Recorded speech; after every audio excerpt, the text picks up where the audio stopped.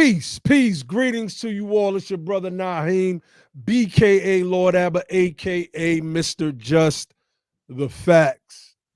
Family, make sure you hit that like button. Make sure you smash that like button. If you are not subscribed to the channel, hit that subscribe icon. Hit the bell icon next to it so you can become a part of the Notification Nation. If you would like to support the platform, you can cash app us at BETHEPOWER. You can use the super chat, and you can also become a monthly contributor by using Patreon. Tonight, we're going to talk about cryptocurrency and the racial wealth gap. We're going to touch on it a little bit. We're going to try to bring on some more people who are a little more versed in the discussion over the next couple of days. Hell, probably even tomorrow if we can. But we wanted to have the conversation tonight. I'm still learning about it. Brother Josh is a little more seasoned. I wouldn't even say a little more, well more seasoned in the topic than I am. No, maybe. Huh? Said maybe. I don't know. Yeah, nah, you got it, bro. You got it. And so we're going to talk about it a little bit. I've a couple months ago, I invested in Dogecoin when it was 25 cents a coin. Right, I seen it go up to 72 cents. I think was the highest that it reached. So we see, that it's a real thing. Shout out brother Mumu in the chat, sister Iman in the chat. So we see that it's a real thing. People are making millions and billions off of Bitcoin. Just recently, the creator of Ethereum, who also created his platform to run NFTs, non-fungible tokens, which I guess we could get into that later, NFTs, he donated like $1.5 billion in Bitcoin to India for their COVID relief. And boy, oh boy, the whole crypto world seemed to have crashed, bottomed out after that. I think it was a lot of right-wingers, because I seen an article that said right-wingers go nuts over this guy's donation to India. It's his own money, but they try to make it seem like it was a donation to Biden. So T Sessions L said is Bitcoin only. He said it's not real. Doge was created as a joke and has no utility. I mean, I'm gonna let Josh get into that because yeah, it was created as a joke. But the thing about a joke is when you got a couple billionaires that's backing it, and it go from 0.00001 to a 0.72. That ain't joke money. That ain't joke money right now. When you cash out and you go to the bank, and you buy a house, that house ain't no joke. That's a fact. That is a fact. Shout out to the BTP mods on deck. Shout out to brother Corey in the building. Reek Omi said it's a speculative market that is not regulated and ripe to defraud you. Would that be in one of your perceptions, Josh? Yeah. I mean, that's definitely true, right? It's we in the wild, wild west right now. We in the wild, wild west. It's a lot of governments that are looking to regulate cryptocurrency, or it's a lot of people that are looking to stop cryptocurrency. It's a lot of people that are looking to get in front of it. It's just like one of those things you think about the automobile industry. Do you think they really like the idea of high-speed rails, or do you think they like the idea of do you think the oil and gas companies like the idea of electric cars? Like they don't like these things unless they're in the business. They're in the business of making money. Like they don't love oil or they don't worship oil. Oil is not, a can of oil or Pennzoil or whatever. It's not on their mantle or on the wall that they worship and sacrifice to. Right? They're in the business to make money. So if they have to adopt their business model to where they can get in front of it and make the lion's share of the profits of the next boom, they will rather do that. But it's just that other people are coming and disrupting business as usual. They're disrupting their cash stream, and they're disrupting the empire that these organizations have built. So they kind of want to either stop it or pause it, tank the market to get it back down low so they can get in and get in front, at least get their piece, right? Governments that are sovereign currency creators. I don't think they like the idea that people can subvert the sovereign power of their currency by having another means of transacting. And I also think they don't like that people can subvert their regulations that they set up in terms of managing the financial markets by investing in cryptocurrencies. So because that's exactly what people are doing. There's laws in place to make sure that people don't get defrauded, that people, we can also say there's laws in place to make sure that to protect certain people, certain wealth classes and asset holdings of certain people, to where the barriers of entry are too great, so you can't get in. That's funny. Somebody loans of Dollar Tree takes it. Hey, look, certain platforms accept cryptocurrency as currency. Let me share this list real quick, Josh. Go ahead. I thought that this was intriguing. I thought this was very intriguing. It's the top 10 giant nonprofits growing with cryptocurrency donations. This was published June 7th of last year, Nonprofit Pro. So these are the 10 that they list. Universities, including Princeton, University of Pennsylvania, and MIT, many courtesy of Ripple. Ripple is a very popular coin.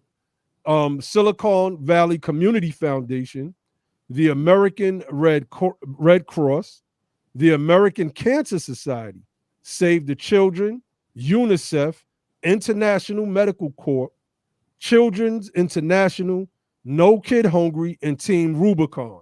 And all of these have annual budgets in the millions, and some of them, one is 1.6 billion, and that's the American Cancer Society. So, hey, the United Sons and Daughters of Freedmen is that's right. a lawful nonprofit organization, 501c3. Run them donations. Get on our. That's Umar. right. As Umar. We gotta get on our digital Umar. Run them crypto donations, fam. That's right. Run them. Run them cryptos, fam. Yeah, man. But I don't want to get on here and act like I'm the cryptocurrency expert either. I've been invested I first bought Bitcoin. I first heard about Bitcoin.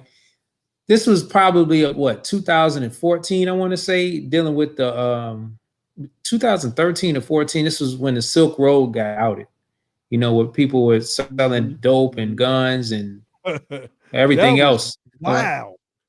You ever been on the site? Nah, never. Wow, yo. You went to see that stuff actually for sale. You could just order Just order what you want. Like, yo, I just need like 2 human arms. Can I get that wrapped up? Like, yo, all right, I got you. 2 human arms on the way. Yeah, that's when I first heard about it. And I was like, wow, and then, I did not invest in it at the time. It's one of those, I meant to get involved. But then when it started to pop and I first started to hear about like people were getting involved in all these crypto scams. I was like, you know what? I've been meaning to get some of this Bitcoin. Let me get some. So I bought, I think I took maybe like $500 or something like that and bought Bitcoin. No. What am I talking about? I took $100 and then I took 50 of that. This is the beginning of 2017. 50 of that I put into like a scam or something. It was some scam. Somebody hit me up on Telegram, and it was supposed to give you a certain amount of Bitcoin per day. And I think maybe I started getting Bitcoin, and maybe like the 4th day, it stopped sending it to me. It stopped sending me a message. I'm like, okay, and then it was gone. I'm like, okay, I see how this is working. So I just took my other $50, and I think I might have put like I think that $50 turned into like $900 or something like that. Something crazy. And so I, that was during the height, like maybe a year and a half later. No, maybe like a year later, I got out. And so yeah. But that was my first, and then after, but in between that time, we had put thousands or more. And so today we hodled. We were hodlers, right? So that's the portfolio's looking all right now. But I also got into mining. You try to set up these machines that solve these complex problems that facilitates. I remember a few years ago, you and I were talking about that. You was talking about Bitcoin mining. Yeah, I was like, yeah. that's too complex for me. I looked it up. I was like, man, what the hell is this? Yeah. So I got a few coins. I ain't gonna get into what happened, but let's just say I took an L on that. I came out with a few coins. All of those coins are up today. I took an L on that because the mining at the time, everything was taken off. And then right when stuff was set up, it crashed. The market crashed. And yeah, I had to just kind of eat those losses, because I ain't gonna get into how it works and whatever happened, but just understand that trying to do the mining, that's like you doing a business to set up computers to handle the power to process crypto transactions, right? And so you get paid in crypto as a reward, and you have to understand that those machines cost a lot of money because they're in high demand. There's such a small supply. There's specialized machines, and the power consumption on those machines is very high. And let alone you have to either you buy them ready made, or you have to construct them, and then you have to maintenance them, and you gotta got into that ain't work out. Anyway, this is my own personal journey with it. So also bought a bunch more coins, sat on it. It's looking good today, but I started thinking like, man, the little bit of few thousands, we put on these mainly Bitcoin and Ethereum, we came up. But I started thinking, I remember right around the time when I was talking to people, I was all excited about crypto, and I was talking to other people, and these were not freedmen, right? These were not Native Black American folks. These were mostly like, European Americans, or what we call white folks, and it was other groups. And I know when I'm talking to them, I know what my wealth level was like, and I could just understanding the numbers and the statistics. I had a pretty good idea what their wealth level was probably like, and it was probably way more than mine. So when they were talking about, I put this into that and this and that, I'm like, well, I know you probably got way more than me. And now I translate that today, where today, like, you've seen the market hit what we call ATHs, all-time highs. The market is not currently today. The last few days it took a significant downside, but still, from that time, like, people are up 100x their money, 10x their money, 100x their money. So in other words, you can if I had like let's say I put a few thousand in. It's other people that's putting 10,000 in. There's other people that's putting, 100,000. There's people that are putting millions in. That's and right. now I started to ask myself, how many of people like that were our people? See, because when we think about the racial wealth gap, let me just share my screen, Brother Naheem. If you could I'm gonna share my screen real quick. All right, go ahead. Let me just share my screen. My man Mumu says, "Scare money don't make no money." We used to say that at the dice game. That's very true. That's very true. But I wanted to bring this up. This is pretty much, this is a chart we came up. It's the wealth distribution by race in America. And if you look at this is our wealth right here, Black America's wealth, about $3 trillion. This is not this may not be accurate. I believe this is like as of 2016, and it's it's up and down, but somewhere this is going to be somewhere close to the distribution. 100 trillion goes to white wealth, Black wealth gets about 3, even though 14% of the population, and everybody else split about 4, right? That is crazy. So this was before really cryptocurrency, and I don't even think there was anything in place to measure that. So let's look at this right here. This is how wealth is distributed amongst Black America. So you can see there's a extreme disparity in terms of 75% of Black America's wealth being held by the top 10%. That is crazy. So if you want to say that there's $3 trillion worth of wealth, 75, that means like 75% of that, which is somebody do the math, but most of that, the bulk of that is held right here. And we know most of this is not millennials. Most of this is not Gen X. Most of this is boomers in their house and their pension.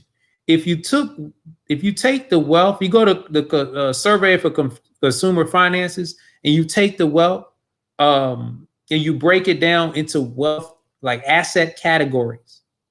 You'll see things like real estate holdings. I don't have the graphic in front of me. You'll see things like real estate holdings. You'll see like stock portfolios, retirement, like pensions and retirement accounts, other assets. You see things like your assets, like your house. I mean, not like your house, like your car, your furniture, things like that. I can't think of the name of that particular asset class.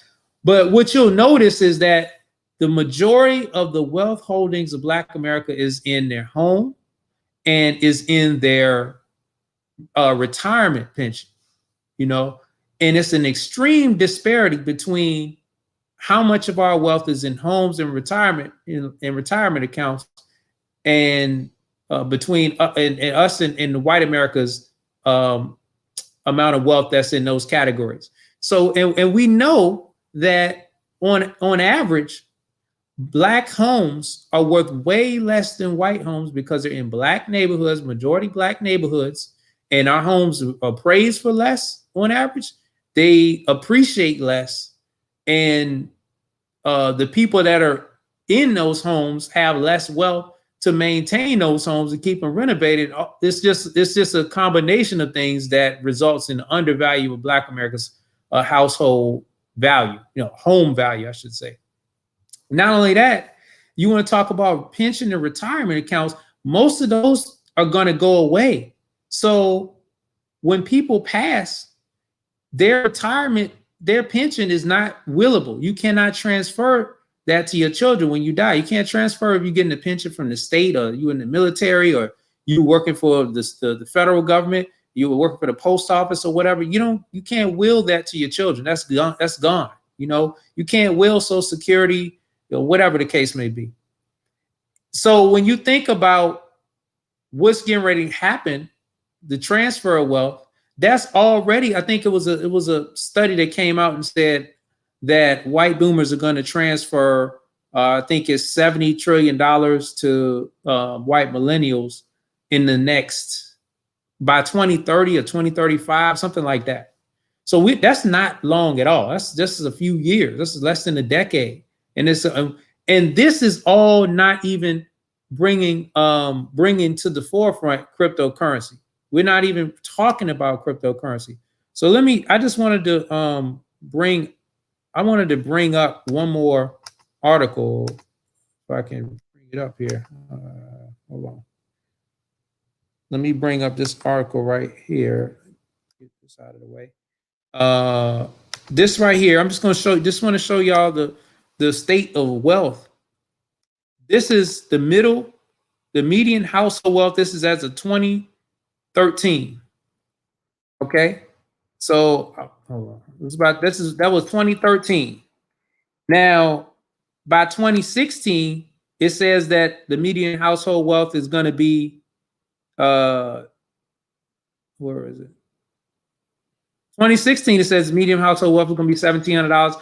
By 2020, the median household wealth is $1,400. You know, and this was before COVID. This is before COVID. And let's just look at, like, you can say college degrees, that's the answer. You know, you just look at black wealth with an advanced degree. A black median wealth by household education level. Let's look at if you got a master's degree or whatever, PhD, median wealth is about 95,000. If you're white, it's almost 4 times that, right? Or it's more than 4 times that.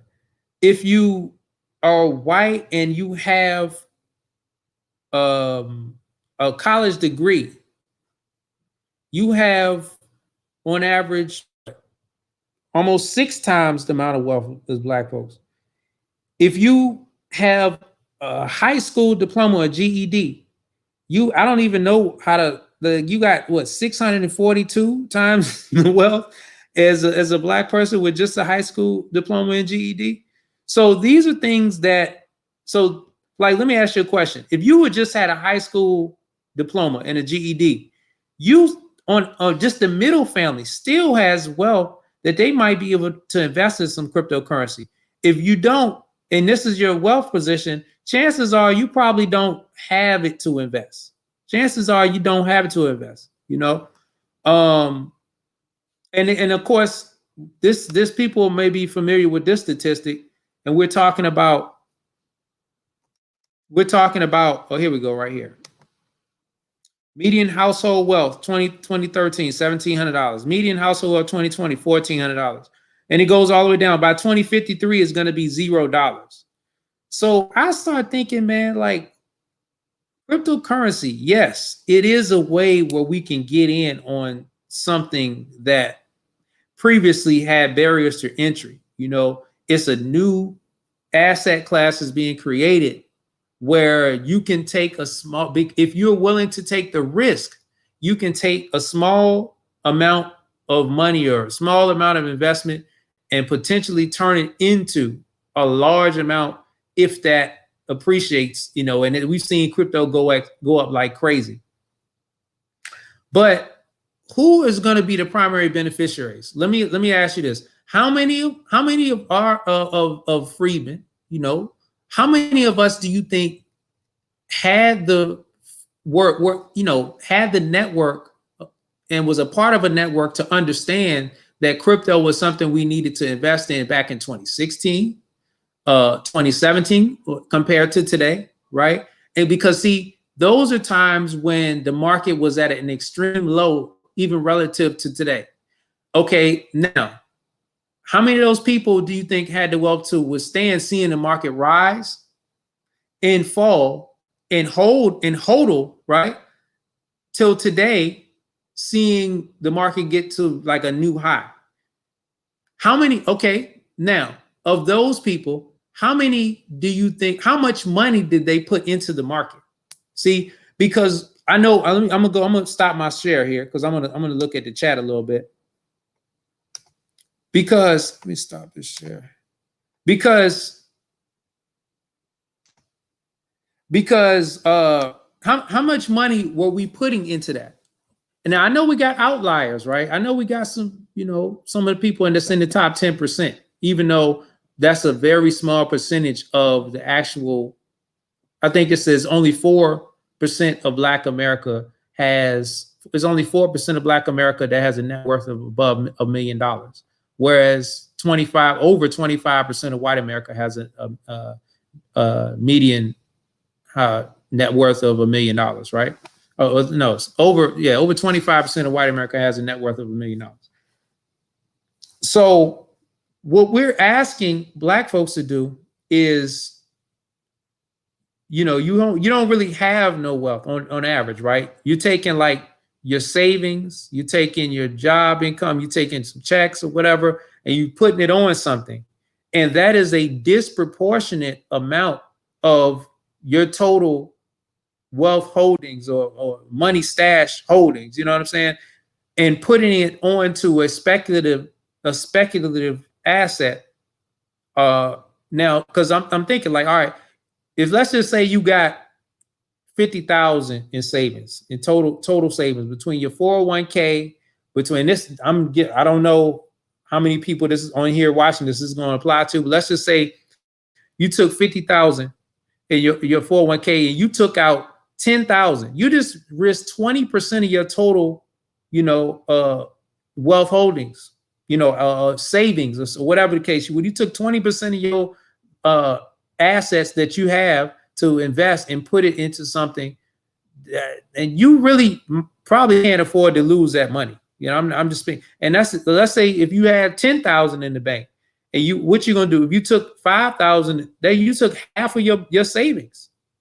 Whereas other people, they can take 10,000 and that might not even be 1%. That might not even be 1%. So when I think about us that taking a few $100s, taking a few $1,000s, and yeah, I know people that made $1 million, don't we? Not here. I know, but I don't know too many. But what about the people who put $1 million in the market and made hundreds of millions of dollars, right? And not only did they make hundreds of millions of dollars, but I'm on mute. Oh yeah, I was saying billionaires were made. Billionaires. Yeah.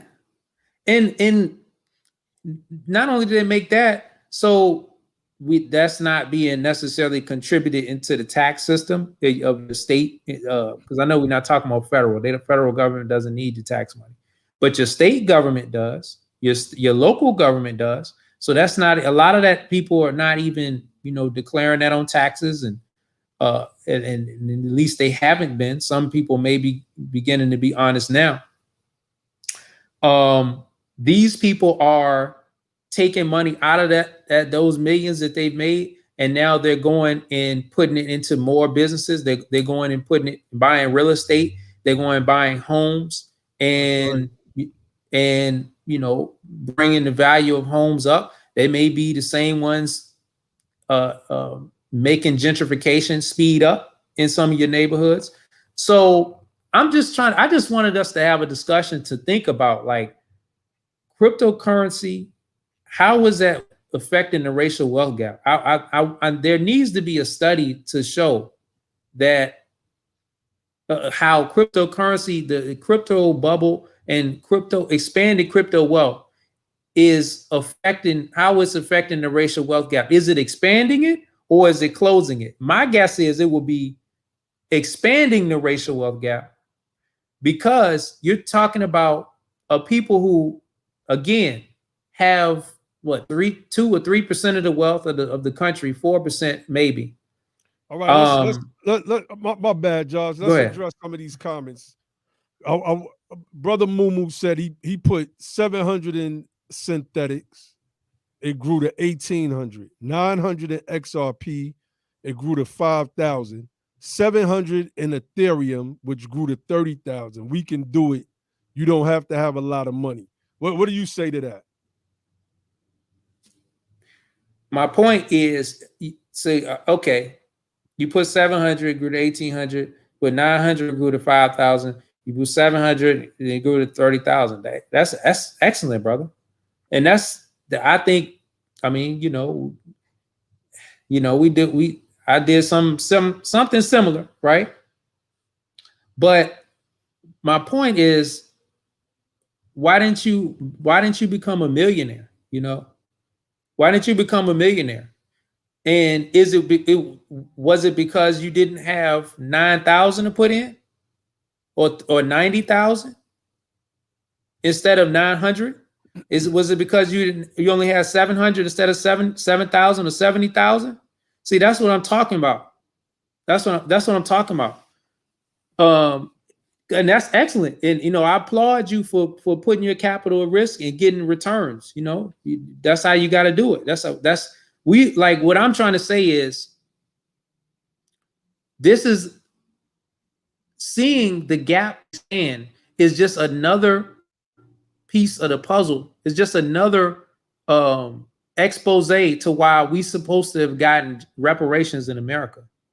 If you think about what we would have done if we would have gotten reparations, let's just say reparations we finally would have closed, we would have been, given what we're owed. I ain't gonna say what we're owed, but if America would have just closed the racial wealth gap at a minimum, that would have taken, we're talking about right now, 850,000 per household. If you could have put some of that kind of wealth into crypto, what would your household wealth look like now? You understand? We would have been creating our own crypto. See, I was gonna get to that too. How many black founders of cryptocurrency coins do you know? How among those, even if we don't know let's say we don't know very many, and there may be some come out now, some tokens. All right. Mm-hmm. How many of the early entrants to these coins do you think are freedmen? I'm talking about the people who got in on the coin when it was a fraction of a penny. How many of those are freedmen? Okay. How many of those are the people who cashed out at the top and were with a huge percentage, right? It made millions and billions, and there were the reasons what you see the market that can bring the price down. Now, and then let's compare that to how many of those were people who got in late and took a haircut.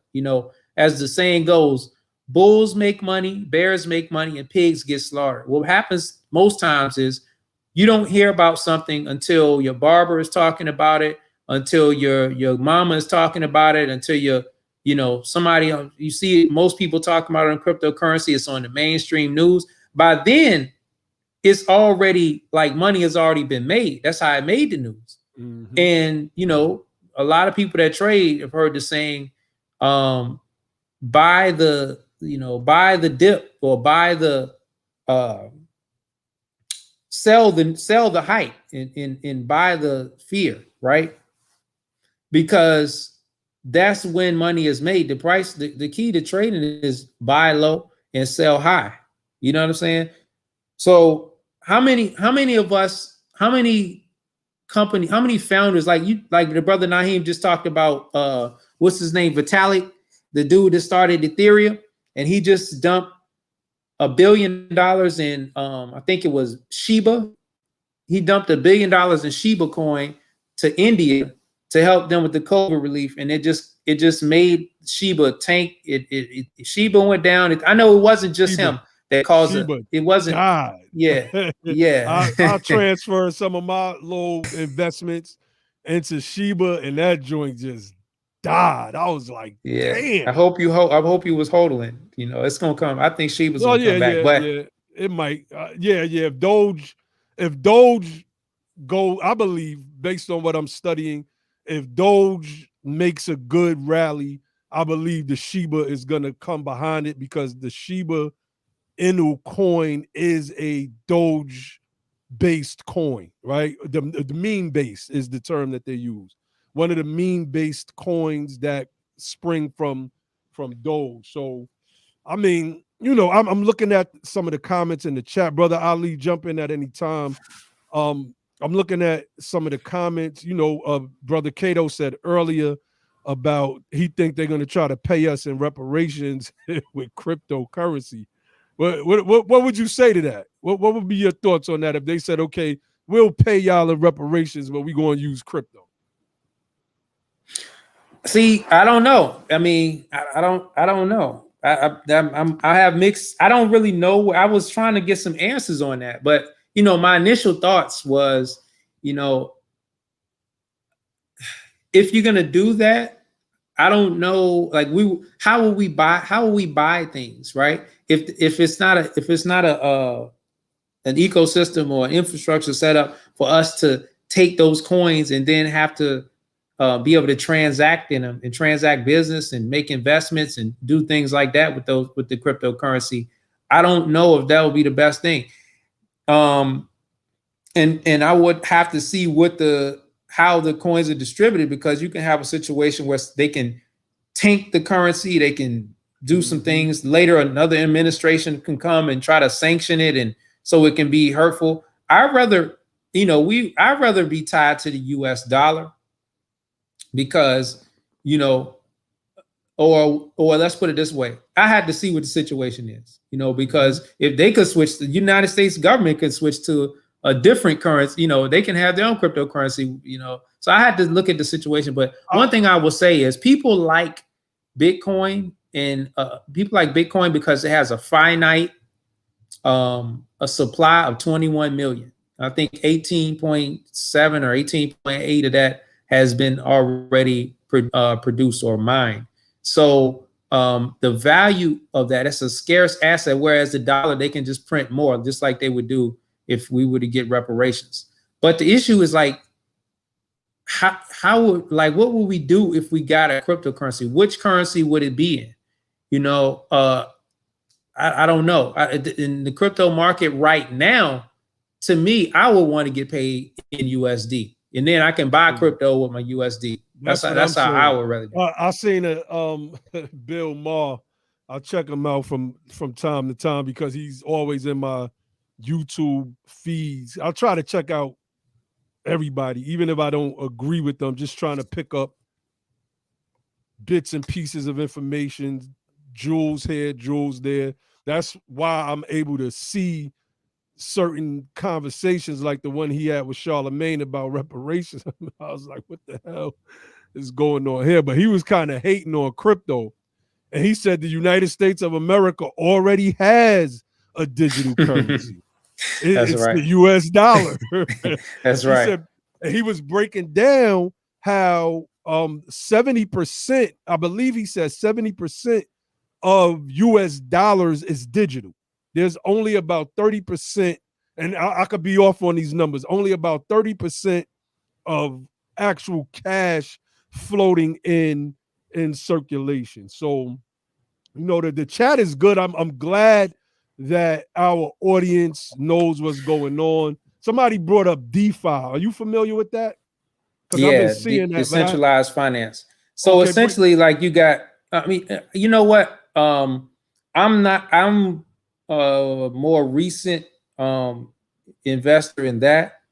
And I would love to have a person who's really a subject matter expert in cryptocurrency on the platform, but I'll just share what I know and my experience. But DeFi these are things like Ethereum, and you have to go. I'm just giving y'all like nuggets. I'm not going to go too deep into it. You can kind of go research it yourself.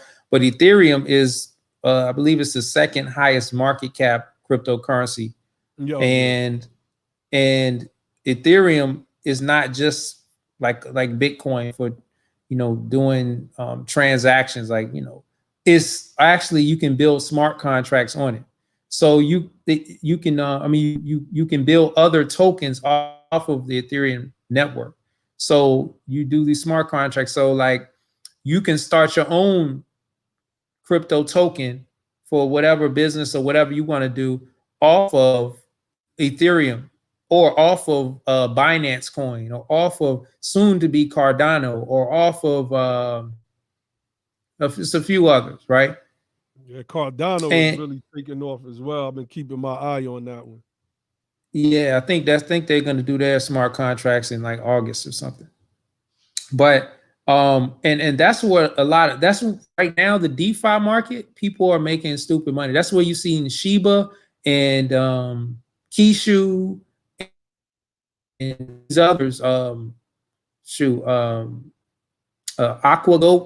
And I mean all these ridiculous names, all these other meme coins, Pancake right? swap, Yeah, burger pancake swap. swap. I done seen all Yeah, of these. these are like where you can swap your DeFi tokens, you know. And I don't want to get too deep into that, but these are the places where you're probably gonna see like a lot of our people try to dive into the crypto market because it's I don't know how the government's not gonna regulate this with the quickness because it's a whole lot of fraud. For y'all that want to dive into DeFi, look, it's a whole lot of fraud on there. I hope you don't do it by yourself. I hope you do it with some type of group or some type of people that are experts or yeah, it's not really anybody that's a quote unquote expert in the space because it's so new. But you don't want to. It's not something you want. You don't want to. It's not something you want to do like as a person that's not well educated in what you're doing. Like, and you're gonna have to take risk, and some things may not be solid. But I'm just telling y'all, in the DeFi space, it's a whole lot of fraud. There's a whole lot of people that are getting into these tokens. They don't understand like how to look at the wallets and to see like look at the top 5 holders of the token. Do they control 60, 70, 80% of the total tokens? So as soon as this thing launches and y'all put your money in there, they just dump it and they make like the price tanks. When one person sells their holdings and they got 70% of the tokens, the price is going to the floor. It's not going to the moon, it's going below the floor, right? So and you lose and it's never coming back because that person held all the supply, so these are the type of things that like we're gonna have to face. And the majority of people that's putting the money into these DeFi tokens, because you can get in when you see, man, it's like 0.00000000001, and I can get in and I can get 1 trillion tokens. Yeah, it doesn't matter if the person is 100 quadrillion in circulation and one person got like they got 60 or 70 quadrillion of them joints. Facts. You know what I mean? Facts. They dump it. You ain't. Somebody said, your friend 100 billion says, crypto is the way, bro. Fiat on life support. Never fear. Power to the people. What you think of that? I'm good with that. Like I understand. Fiat is, at the end of the day, right now, we still transacting in fiat. You're gonna have to still take your crypto and you're gonna have to take your crypto and pay your, T-Mobile is not accepting crypto right now for payment. I don't know if your landlord is accepting it or your property management, your HOA or your insurance company, the power company, the water company. You got to pay your bills in USD. So I understand the value of USD is going down, but at the same, and we should invest in crypto. But what I'm saying is, the topic of this discussion is not an anti. This is not an anti crypto. This is a pro crypto investment. Pro crypto. I'm pro anything that allows us to have access to like wealth building, right? But I am saying that why is it that we don't like, if we want to see like how are we gonna get ahead in this country?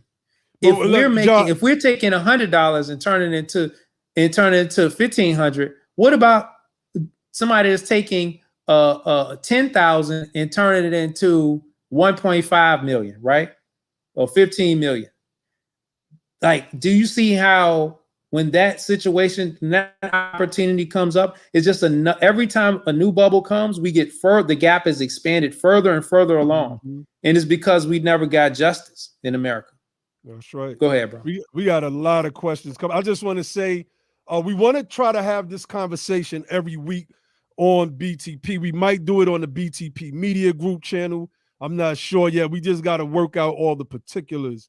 So Brother Josh is speaking with some people who are, pretty sound in this information. See if we can get them to come on the show. Somebody says sounds like what the Wells and Doge can do. I've been learning all of this stuff, whales and and Josh. I'm like, yo, Josh, what's a whale? He's like, that's somebody that got that bread. And whenever they buy something, it just shifts or sell, it shifts everything. Right. And everybody can Right. track it. So they can see, they got these applications where they can see if an X amount of crypto has been brought or sold or traded. And they know it's a whale, meaning a millionaire or a billionaire, more than likely by the volume of which they're moving. So let me see. I see some questions in here. Let me see if I can pull one up, and I can. Cato said a workshop would be nice because this all seems over. I'm like you, Cato. I'm the type of person, once I get into something and I really get into it, I'm gonna master it. If I can have somebody else just explain it to me though, and simple, I'm good. Like, okay, so all I need to do is that. I don't really need to know too much else after that. If I got questions, I'm gonna hit you up. That's cool. We cool? All right, cool. That's how I'll be on it. So let me see. We definitely want to have it's just so much. Yeah. So yeah, this is not meant to be a crypto education. It's probably it should be. We should have some of that on here, and I would love to have somebody who could just bring a little bit of education and maybe show some people how to get into that. And the segment is going to be called Cryptocurrent. I like that. Cryptocurrent. Yeah, that's what's up. That's what's up. And because I feel that this is not something that's going away. It's something that's going to continue. It's something that's going to keep expanding, whether the price of the cryptos is going up or not. There's much value in the blockchain technology, and people are just using the blockchain technology to do business and have a different way of transacting business, right? But the cryptocurrency is not even really like the main engine to this. It's the blockchain, right? It's the blockchain, and it's also the people wanting a different way of transacting business. Like, people are tired of operating, being constrained to fiat currencies and being constrained to the system, the global system of banking.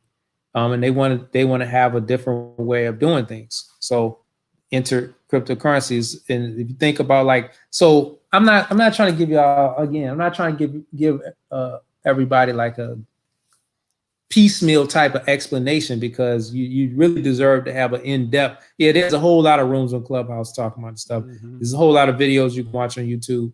But yeah, my bad, John. But somebody asked a question about cashing out. How do you convert it to US dollars? I'm trying to find it. But well, in your whatever wallet you're using, you have that connected to your bank account. So you can you had to fund it with US dollars. So you just convert it from US dollars. Just like if you were going to Spain or France or India or wherever you're going, and you need to convert your US dollars to whatever currency of that country that you're visiting that you need to transact with, right? Once you get back, you just convert the money back, right? And it's the same thing with cryptocurrency. You go to a cryptocurrency exchange, you put your money in there, you convert it to whatever crypto you want to, and when you want to convert it back to dollars, you just convert it back and have it sent back to your bank account.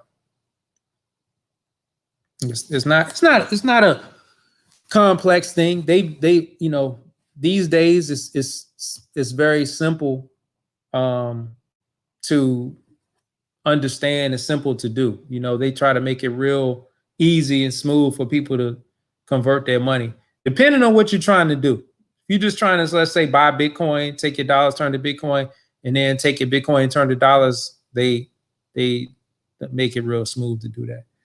But in the United States, you got Coinbase. Coinbase is the most popular one in the US. And I'm not gonna, it's a brother Naheem, you on me. Oh, yeah, I'm on mute. I'm gonna pull up an article on Coinbase in 1 second. I'm trying to I use that people asking me which exchange. I use crypto.com. I'm putting my link in the chat. They give you $25 in free crypto.com currency CRO. That's what I'm using right now. I don't obviously have thousands and thousands and thousands of dollars to invest. And if I had it, I wouldn't do it without learning a little bit more. So I got in with, just a little bit until I can understand this thing a little better. So look forward to us having weekly or possibly bi-weekly conversations on this topic, cryptocurrency. That might be the name of the the segment that we do, and it might be on the BTP media channel, but we are not just going to only talk about crypto. We want to talk about investing in general. We have to expand our platform on BTP media. We also want to do BTP sports as well. Like, we really want to create our own media. And one of the segments we want to do on BTP sports is, I really want to focus on boxing, because I believe it is the most racist sports institution out of all of them. So for me, that's where a lot of my focus is going to be at. I put my referral link in the chat for those that want to sign up for the application that I use, crypto.com. Somebody said I usually convert to Bitcoin, then send it to my Cash App wallet. See, I don't know. I don't even understand what that means, right? And this is why the workshops are going to be vital in this regard. What you pulling up, Josh? It's just an article talking about who's investing in crypto. Can you see it? Yeah, there we go. Okay, it says 14% of Americans own crypto right now. Here's who's actually doing it right. All right, so let's just showing you like what the amount of investors are. It says Gemini crypto exchange today released, and this is the article from last month. Released its 2021 State of U.S. Crypto Report, finding that today's average crypto investor is a 38-year-old male with an annual income around 111,000.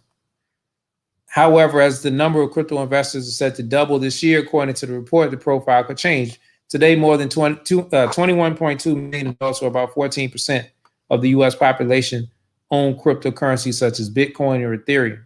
Gemini's research revealed that about 13% of those polled shared intentions to purchase digital assets within the next 12 months. Who are tomorrow's crypto investors? Individuals with an average age of 44 and an annual salary of around 107,000. However, there may be quite a few more women on the list, according to the study's finding. Of the 63% of adults who said they are crypto curious, 53% women. These individuals say they are interested in investing in digital assets, but want to learn more first. 26% of current crypto holders in the U.S. are women. The majority, 74% of crypto owners today, fall between the ages of 25 and 44, with another 19% between the ages of 44 and 55. Now, what does that mean? Well, I just showed y'all that 75% of the wealth is held in the top 10% of Black America. And I just told you that the vast majority of that is with baby boomers. So those are people born between 1945 and 1964. They would generally fall out of that category that you're just talking about. And then I told you that white millennials are inheriting $70 trillion over the by 2035 or 2040, something like that. So pretty much like the bulk of the wealth of Black America is not even in like the demographic range that would even have wealth to invest in cryptocurrencies for us to make like a significant to take a significant chunk of that wealth transfer. That's what I'm trying to get across. until you start like seeing people who have larger assets of black wealth invest in cryptocurrencies. It's hard, let me say this, right? So when I say white millennials are going to inherit 70 trillion, I'm not saying that I'm not limiting that to just boomers dying and they just have a windfall of money. I'm also talking about over the course of their lifetime. Like some of those transfers are happening before the boomers die. Like they, if let's just say you're a white millennial and you don't have the wealth. Let's say you want $100,000 to put into crypto, right? And your father, your grandfather, whoever, they have millions of dollars, right? They can give you 100,000. They're gonna get some back. Now I don't know. I don't have a single person in my family that I can go to that might have a liquid 100,000. That even if I showed them that they can make money, that they will probably give. I don't know. I maybe one or two. I don't know. Not they would give it to me. And what I'm saying? We're not that close. But so my point is, it's not only like that. So the age demographic that will have it is usually not anybody that is watching this program. Then the ones that do have it, like, can you go to them and get it? And I don't know, Naheem. Do your parents got 10,000, 20, 30, 50 they can put up on the next crypto boom? You muted, bro. Damn, my bad. No, absolutely not. And if they did, I doubt that they would risk it. You go back to the report, what we get wrong about closing the racial wealth gap. And they explain in that report how black people actually do better at saving money than white folks. But it's out of the fear, right, that you can't replace that money. So we tend to hold on to the money a little bit longer. It's just, it is what it is. I don't know if my son came to me and I had the money. I don't know if he broke it down to me. We in a different generation, but yeah, getting the $100,000 to invest is a whole. I mean, a lot. I don't want to say most, but a lot of white America can do that. Even 10. Let's reduce it to $10,000. Hey, Dad, Mom, I have this. We can make some money before it's gonna eventually pop, but we're gonna get in. We're gonna quadruple 10 times our money, and then we're gonna get out. I just need $10,000. A lot of us can't go to our parents and get that. It's just as simple as that. So, yeah, these are high schoolers that are getting 10,000 for that. Because I just showed you, like, people be like, I got 5 on it. Like, well, 5,000? No, $5. That remind me of that skit with that comedian that died. Where he said he walking on Poppy on. He's like, I got $5. You want to take the $5? I got $5. I don't know which one was that. That's the brother. He died, man. Oh man, what was his name? It's funny cat out of New York. Funny cat out of New York, man. But he died a few years ago. Oh man, Rashawn or something like that. That dude was funny. And he did that skit. I think, was that Diddy joint? I can't remember at the moment, but that just made me think of that. Yeah. I got one more thing I just want to share, so we can understand what the point that I'm trying to make. Black parents don't have it. Many won't invest it because they've been taught to say we got to come up on our own. Yeah.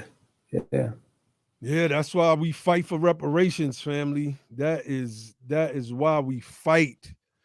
Y'all know we reparationists, man. Huh? I say y'all know we reparationists. So like whatever, like, and that's how you have to be. Whatever happens and whatever's going on in my bad, y'all. My bad, y'all. Not Patrice O'Neal. This is another brother. He's from out of New York that died. He was a comedian. Not Patrice O'Neal, who was extremely funny as well. That dude was hilarious. But it's another slim brother. I think his name was Rashawn or something like that. Mm. Yeah. My bad. I just want. Yeah, go ahead, bro.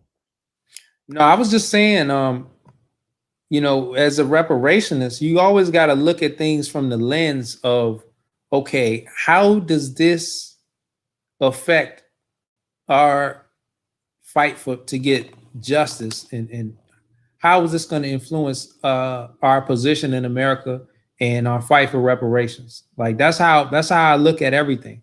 So when I see cryptocurrency, I'm like, okay, well, how is that going to affect our position? Well, we have less wealth to invest.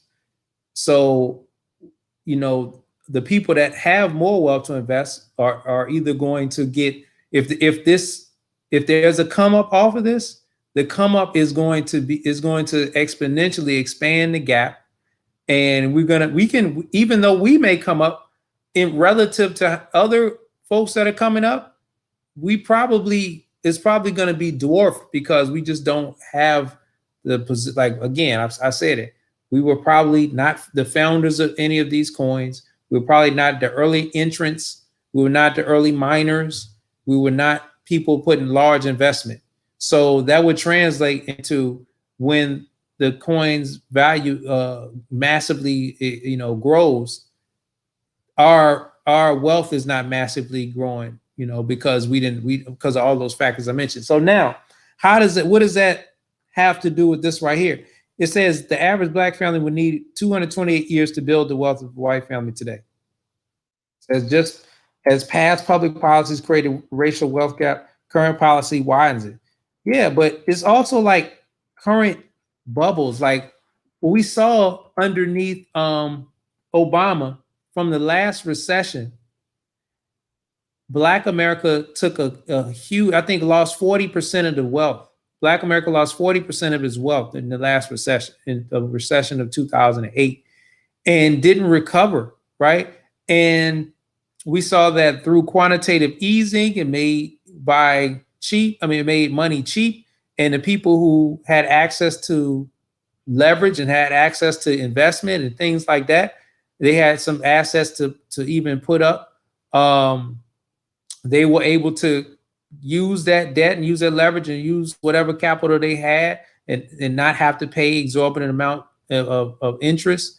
And they could go and invest in things, right? They can go buy up things for the cheap. So when the value of those assets, whether it be real estate or the stock market, increased, their wealth portfolio went through the ceiling. That's why you see a tremendous over $100 trillion wealth gap today exists.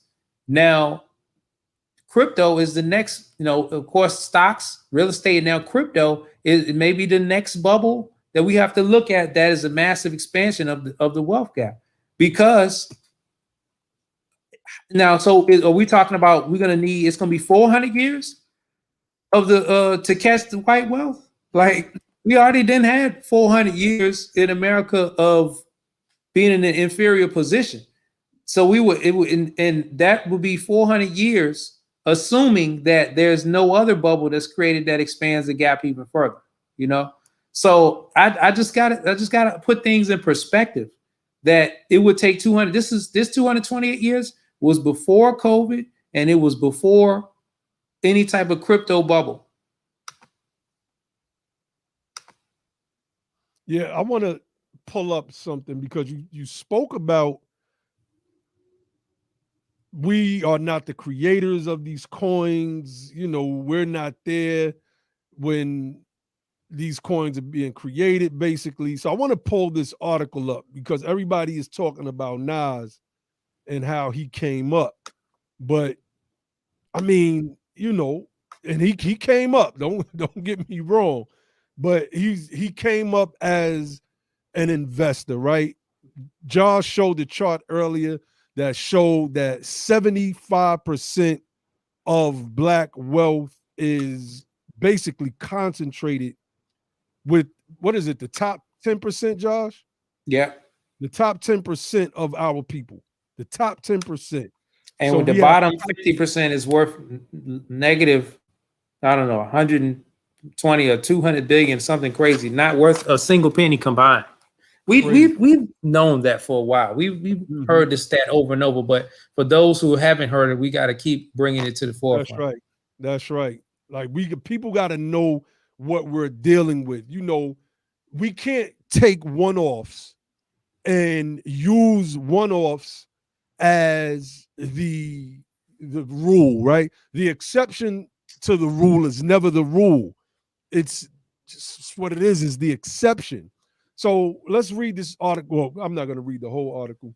I don't even know if this is a long article. Matter of fact, it says a surprise winner from Coinbase's direct listing, rapper Nas. Rapper Nasir Jones, known better as Nas, has emerged as an unlikely winner in today's Coinbase IPO. An early investor in the company, the rapper's stake is worth at least $40 million. The cryptocurrency exchange was valued at $99.6 billion today when trading began and reached the valuation of over $100 billion in minutes. Sheesh. Jones's Queensbridge Venture Partners was an early backer of Coinbase, joining the company's $25 million Series B round in 2013.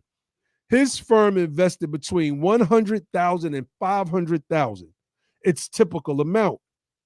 Queensbridge wouldn't confirm the specific amount. That round valued the company at about $150 million, according to PitchBook, less than 1% of its value today.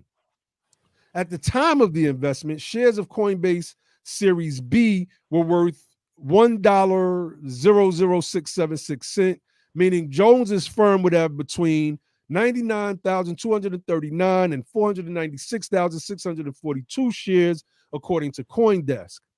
At the share price of $415 that the stock reached minutes after trading began, those shares were worth between $41.2 million and $206 million. And I wanted to bring that up because if you look at what we're doing as freedmen and those that would accept this ideology as reparationists and look at making an investment like this, not for self-enrichment, because that's what a lot of the rappers are doing today. What a lot of the rappers are doing today is for self-enrichment so that they can boost themselves in a particular status. Maybe they're in competition with another rapper. I don't know, right? But that 40 million, in my opinion, you can take 20 million of that and invest in the infrastructure that we need to begin to pull to follow what I call the Southern strategy, or the back home strategy, trying to move our people back to the South from the North so that we could have a political majority in at least 9 Southern states and control at least 12 Senate seats. That's the way we think. So we have to get to the point where those of us that have some knowledge of this, maybe even some capital, and are willing to share their information and even their resources so that we can sit down, come up with the plan, start the financing of a plan, and then see if we can pull some of these people, because we got to do something, right? Reparations is a hot button issue, and they don't want to do it for us. They do everything within their power to keep us down. They will sacrifice 100 of their own just to disenfranchise 1,000 of us and say, oh, it's nonsense that you're calling racism because we did the same thing to Tom Jones. You see? So we have to become way more invested in anything, and we know what's going to happen as soon as our people get into it. That's when the regulation is going to start. Oh, hey, we got too many Negroes coming up off of cryptocurrency. That's right. Hold up. Yeah, and that's a good problem. That's a good problem. Hey, but that's a good problem, man. And that's a hope. That's a problem I hope we have in terms of, that's a problem and I hope we have to face, is if we have so many of us that end up coming up.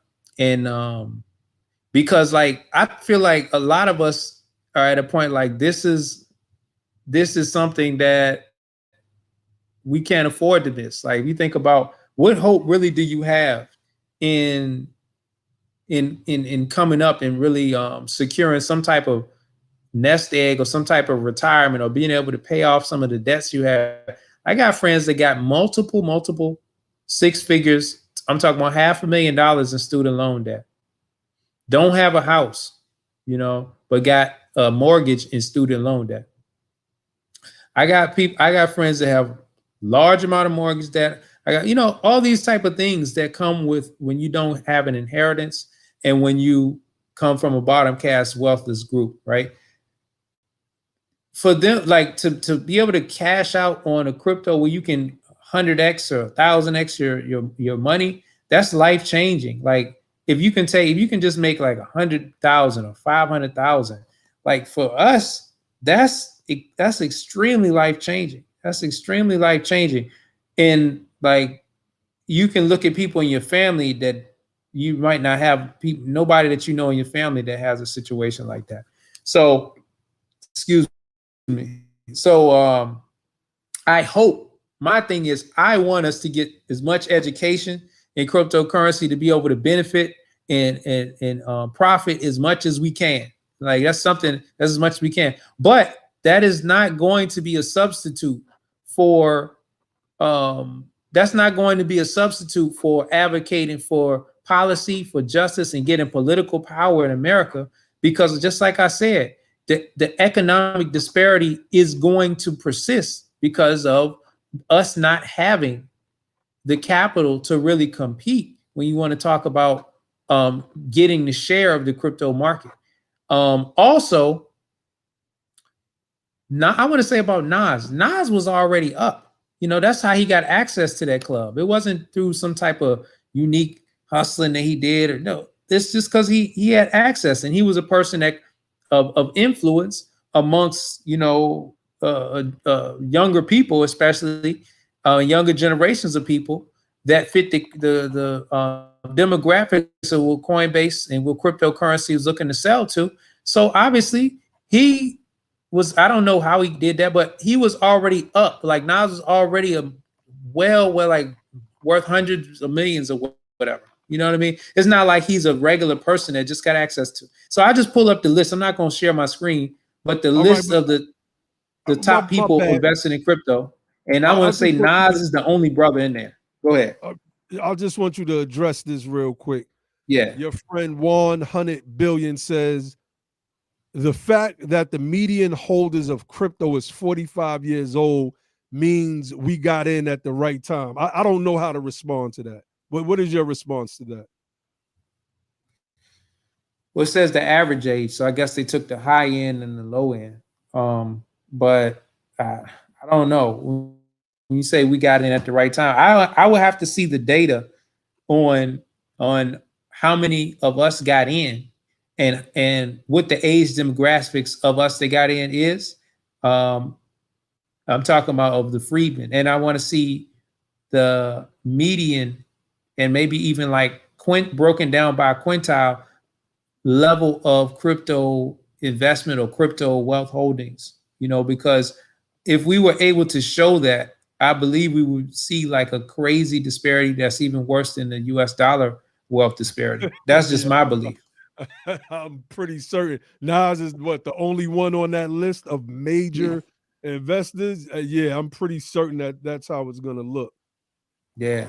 Hey, somebody said build a token. People Casa said build. Yeah, hey, look, I don't have no problem. Yeah, go ahead. Yeah, and I was going to say, I don't know what all goes into building the token, and I've had this debate on Clubhouse before.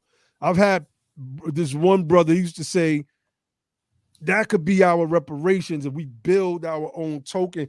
And I always would tell a brother, you really don't understand how reparations work.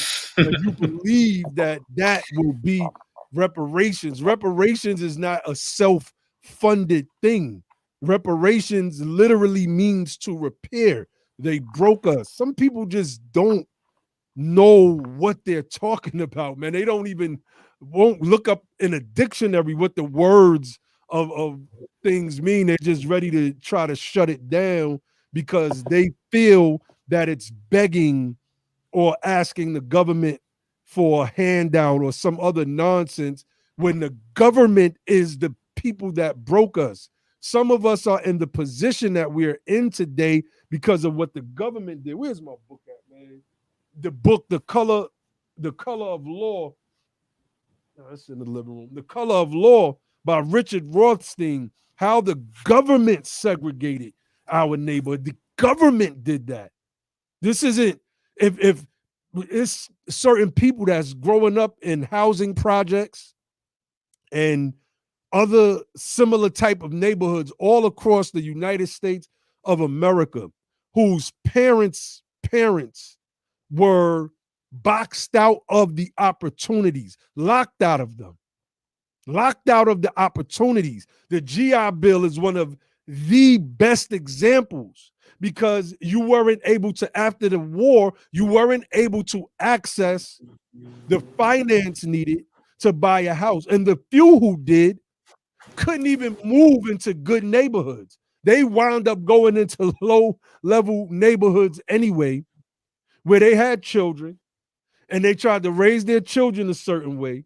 But the hood was like, nah, we're going to keep picking on you because you look different. You talk different. You sound different. We're going to pick on you. Now you got to learn how to fight. And the next thing you know, you wanted a hood, right? Like the government did that. The government did that. And only the government can fix that. So we never on this platform try to take away from, doing for self, right? Because we've always had to do for self. I was reading an article, and I pulled this up in a debate I had on Sarnetta TV last year about how the practice of hoodoo root work became popular because we couldn't afford health care. So you had those of our people who still knew how to work the roots, as they call them, understand which roots that you can combine and boil to break fevers and colds and other ailments, et cetera, et cetera. We had to rely on that. So we are the kings and queens of making a way out of no way. We are the kings and queens of it. So, yeah, that's right, Cato. It's a Gullah Geechee practice. And my people are straight Gullah Geechee out of South Carolina. So, Brother Abdul Sharif said, reparations is a debt owed by the United States of America due to their involvement in the atrocities of slavery, Jim Crow, etc. Cut the check. And, some people don't know that. And I've had so many of these debates on Clubhouse, etc. And, some people just don't get it. And I try to say billionaires are fighting for reparations. Billionaires. What are you going to say about them? Oh, well, they already got it? Of course. And they understand from their position why we need it. They're more well-read than the average person.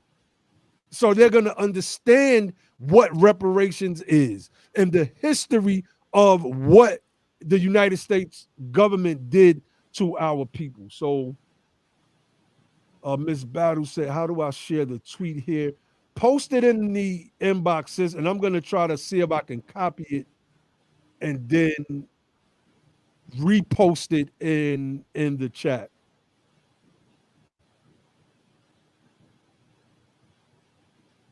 So let me see. Yeah. I people need to take some time to learn cryptocurrency, take some time to understand what they're getting involved with. But I wanted to say something. I was trying to pull up. I had a good example of what a lot of people end up meaning or thinking they mean when they say buy a coin. I was looking at one of these tokens that that people somebody came out with a token. I think it was called F Sheba or something like that. Hold on, man. Let me follow up. Let me pull this up, man, because people think F Sheba KuCoin. Let me see. F Super Sheba. I can't remember what it was called. It was something crazy, man. F. Here we go. I think this is it. I'm gonna pull it up. When you say start a coin, I don't think people understand like the technology, the usage, or the Oh yeah. utility Oh yeah. behind Whew. these coins. This is like large investment, large scale technology. It's not something just like the average person can just snap their Yeah. fingers and do. Like Yeah. you just This sign up and you requires. push a button, you make a website. It's a whole like for you to actually have real value that you bring into the space. That's right. It's man, this one it was a scam. It got taken down. I don't even. It didn't I, last, but I saw people that bought into this thing called F Sheba or something like that. FS Sheba, and people were putting money into it, and they didn't look at the wallet. One person owned 70%, and they and so the candle, the wick just shot up. You understand the charts, like the chart shot up. Then as soon as it got to a crazy high, that person sold, and it just went straight down. Everybody lost their money. And that's not how you close a wealth gap. That's how you just fleece money from a lot of people and put it in the hands of a single holder. That's what's going on.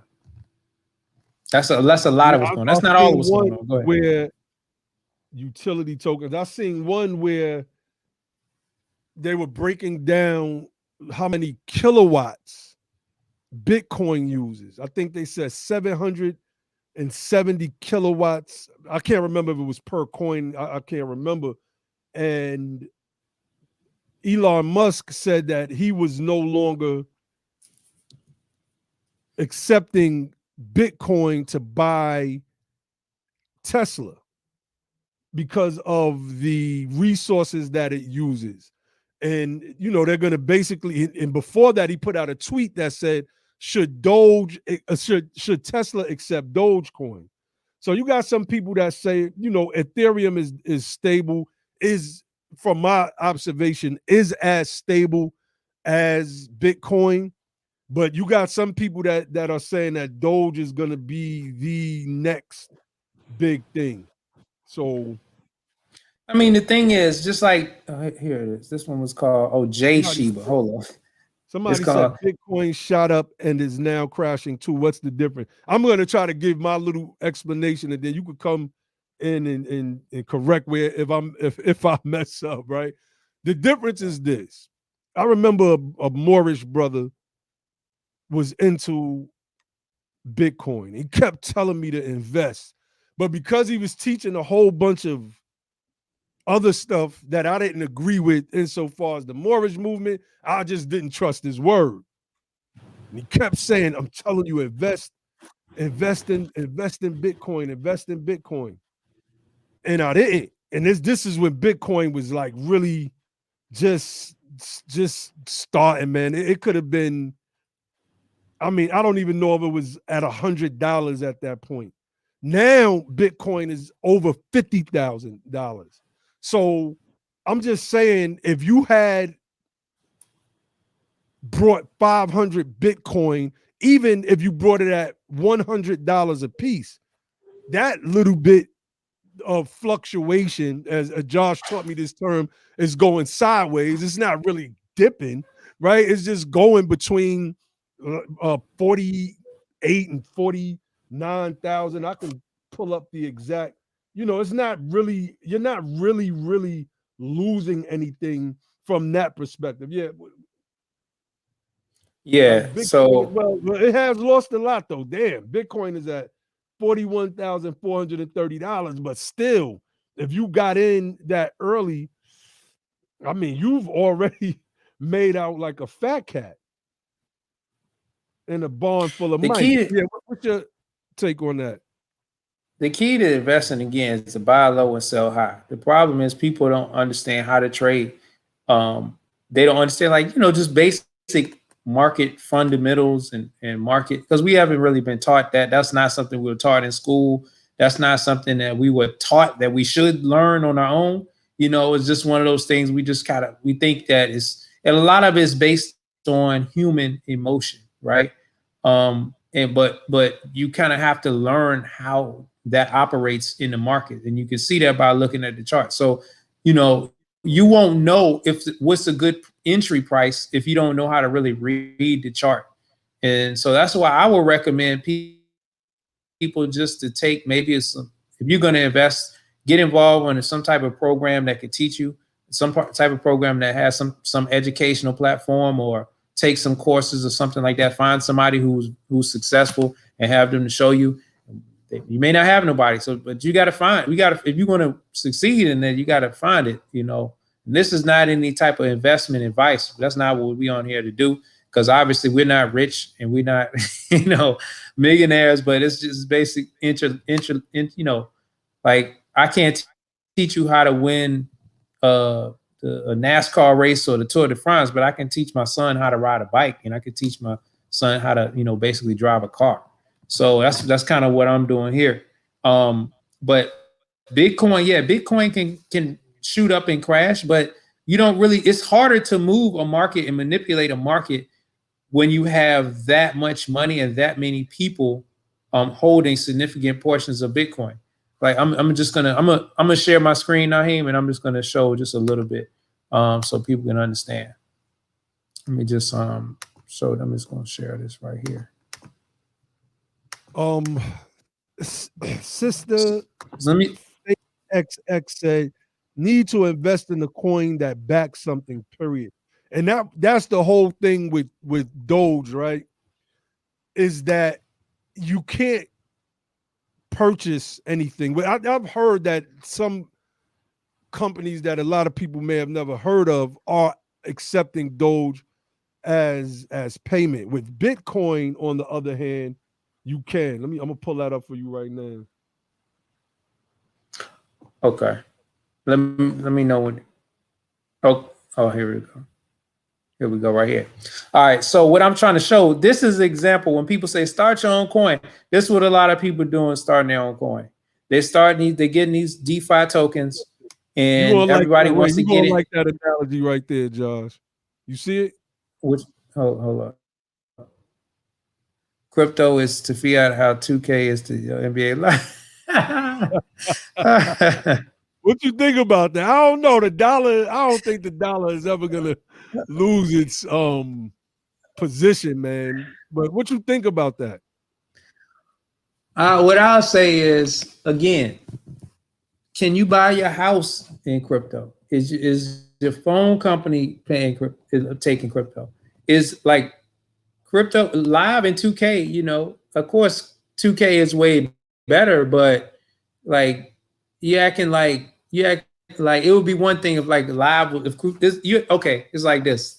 If 2K was only on like the computer and it was way better, but live is the one on PlayStation, Xbox. Which one are you gonna be playing? You probably not. Nobody's gonna be sitting at a PC or taking their laptop. They're gonna be playing on the Xbox and PlayStation. And so the fiat currency is like it's on the system, right? It's on the Xbox and the PlayStation. It's not just on some computer, which 90% of the people are not going to play the game from. So that's what the current situation is. I'm not trying to say that it's not better, but I'm trying to say it's not where it needs to be at to have the same usage as the US dollar is not there yet. And I don't think it will be. I don't see, it's hard to see that it will be in terms of having the same power or usage as the US dollar. That's just hard to picture for me. And I'm not no expert. I'm just kind of giving my opinion. I'm the person that's been studying this price since probably 2017. Before that. But I wanted to show this example. When a lot of people say invest in it, get your own coin, this is what happens. You get a coin like this. You see these green candlesticks going up? That means that's the price going up. But notice like they're not small, they're choppy. It's like up, up, up, up, up, up, up, up, up. Right? That's people that have us large holders moving the price up, buying bunches at a time. So instead of them buying a whole lot of, they just buy a small piece, they buy a bigger, and then they attract more buyers into the market and it pushes the price up. Then it gets here where you see they knocking off zeros. Then what? Now how am I able to prove that that's the truth? You go right here, and click on J Shiba holders, right? And I click on that, and you're able to see, oh, these are all the holders. See, this is on the blockchain. You can see the people. You can't not necessarily see the people, but you can see the addresses of the people who are holding most of the crypto.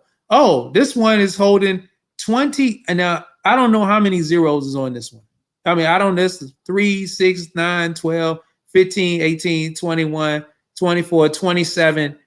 29 digits worth of, in front of the decimal. That's how much the top holder got, right?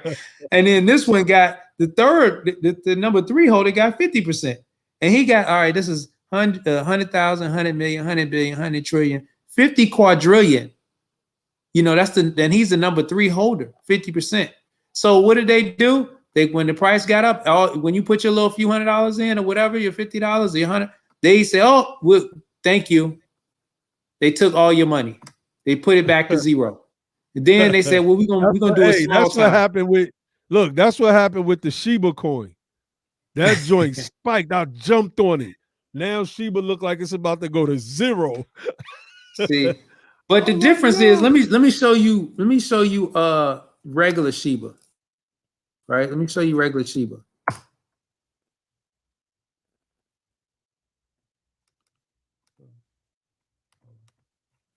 Shiba. Make sure y'all hit that like button, family. We're gonna try to bring this to y'all once a week. If y'all are not subscribed to our other channel, I'm gonna put the link in the chat to our other channel, the BTP Media Group, because we might do those weekly. We might do those weekly crypto currency and investment streams on that channel.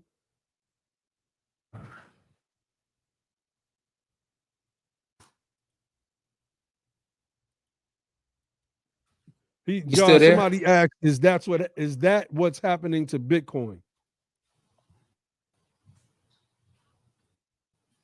No, that's not what's happening. That's not what's happening in Bitcoin. So my train of thought just got lost.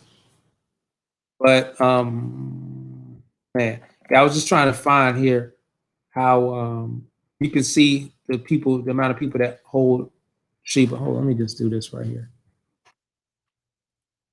Well, while you're looking for that, what oh, you have it pull, okay. Because I was gonna pull up something.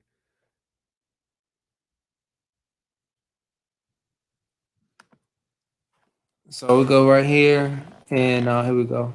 Largest holders of Shiba. Internet going kind of slow. And you can see that, yeah, it is some potential for that, because you look at the largest holder, Shiba, has 100,000, 100 million, 100 billion, 410 trillion Shiba, 41% of the market. And that person is a billionaire. They're worth $6 billion. Crazy. Like we can't compete with that.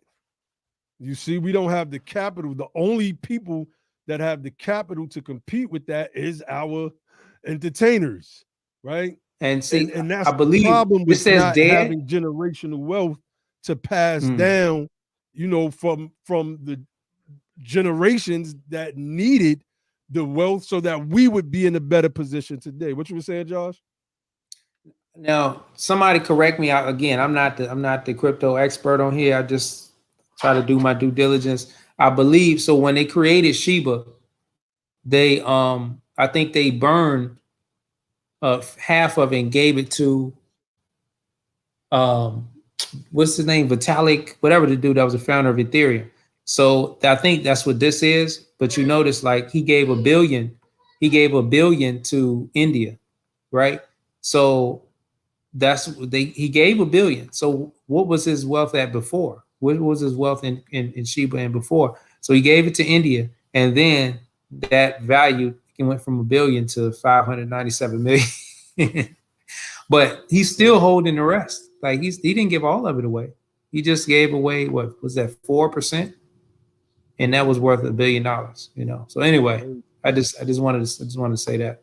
But I wanted to say, you know, compared to Bitcoin. Now let's go to Bitcoin. Let's go to Bitcoin. Let's see who the top holders of Bitcoin. While you're doing that, you know, Mhm.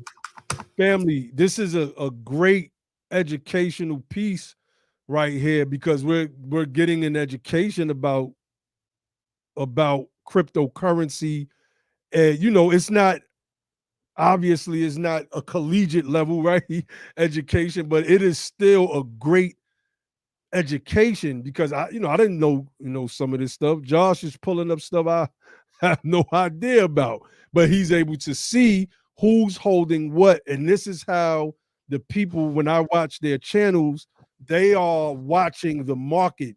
And Josh says something real interesting. Even though Sheba started to tank the way that it did, the guy didn't sell it off or trade it. He's still holding on to the rest of his coins. Yeah. So So look at Bitcoin. Like, the largest holder of Bitcoin only has 1% of Bitcoin. So the rest of it, Bitcoin, is a fraction of a percent, and it's held by millions of people, right? They have just a fraction of a percent. Because keep in mind, Bitcoin is only 21 million that can possibly ever be created. So this person right here has the top wallet. Well, I don't know who it is, but they have 235,427 Bitcoins, which equates to about was that $9 billion, $9.68 billion. Yeah. But so if he sold, right, yeah, it will make a huge move in the market. If anybody sells billions of dollars to Bitcoin, it would make a huge move in the market, but it wouldn't be able to, like, tank or spike the market, so, like, in the same way, like I just showed you with that J Sheba and that in regular Sheba, because nobody is owning 41% of the market or 50% of the market, or whatever the case, whatever those wild, crazy numbers that they just glitched the whole system with, you know. So that's all I got to share. Anybody, let's just go into these comments, man. And all then right, we're I want gonna to close pull out. up what the sister Miss Battle Paul shared, and this, we're familiar. Most of us are familiar with this particular account of the 19 families that got together and brought their, brought some acres. And there was an article that was just published. I just thought about it, but um, I think, yeah, this is somebody that responded to my thread, actually. I see my name. I seen this either earlier today or yesterday. It says one day ago. It said we can do it too. 40 acres, 160 families, 0.25 per acres per family, which is not bad at all. $3,250 per family. Total purchase $520,000. And I love the idea, because we've always been those that, like I said earlier, made a way out of no way. And I think convincing families nowadays to do something like this would be easier than it would have been 10 years ago. I think today, this is something that's doable. Income tax time, you might not have $3,250 on hand. It's like, okay, well, income tax time, barring you're not backed up on bills, because that's usually what happens with black folk during income tax time. I always hear people say, yo, they get their income tax and blow it on big screen TVs and Air Jordans and yada yada yada. No, most people pay their bills first, and then they use the money to get some nice stuff and look nice. Like, I'll be having some of these conversations, and I don't be understanding. Yeah, of course you should invest. You getting income tax checks 10 years in a row, and it's hard to keep your head above water in this system. You break down $20 an hour over a year salary. I think that's $40,000 a year. That's just not enough. Your rent is taking $10,000 of that. Your car note, if you don't own your car flat out, with the gas, with the insurance, like people just don't understand.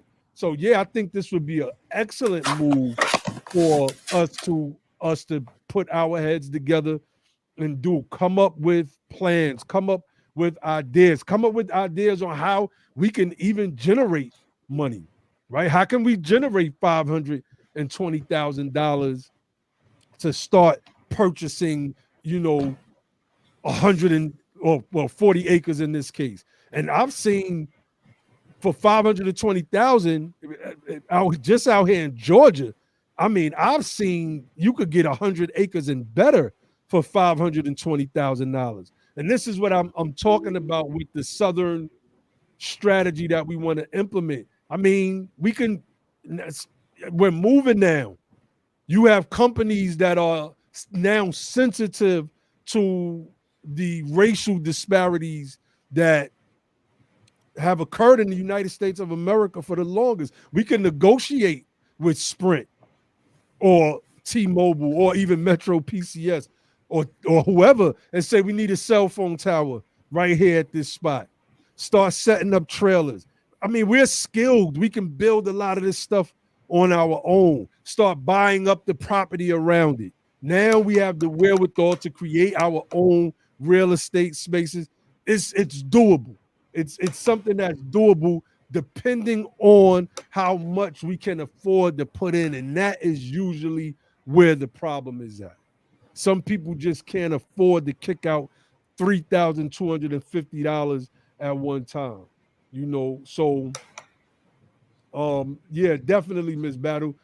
She said that one is in Florida, but the other one is for the 19 families in Georgia. That's right. I just came across an article yesterday that said that Black people are starting to form their own communities trying to escape from racism. I'm going to try to pull that up. Go ahead, John. Yeah, I just was responding to the comments. Yeah, 100 billion. What is it? Your friend 100 billion?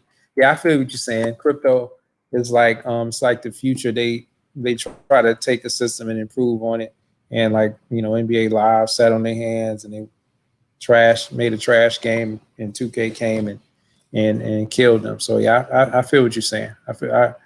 Crypto is a space NBA that Live used to be that thing, though. I just got to say, I wasn't a big game about NBA Live was that. I didn't even like 2K when it first came out. Yeah, but that's an excellent analogy, though. 2K came, right around like 2K Live, when I think it was like Live, maybe like 06 or something like that. By that time, Live was just like done. 2K had then killed them, and it was the no looking back after that. Like I don't even, but I can't speak for 2K now because I ain't played. It's like live killed NBA Jam. Yeah, right. All right, look, I'm gonna pull this article up. ABC News. Black Americans are this is not. Oh, this is not a recently published article. Then this, I guess somebody shared it with me, and I didn't look at the date. I just kind of skimmed through it. But it's talking about this 19 Black families who pulled their money together to buy nearly 97 acres of land. That's how you do it. That's how you start creating your towns.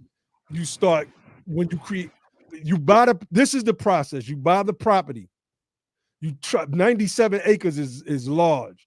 You buy the property, you try to buy the property surrounding it, and you start to move the people there so that you could create your own township. There's a process in creating your own township. I looked this up years ago, so I can't recall like in detail how I used to know it.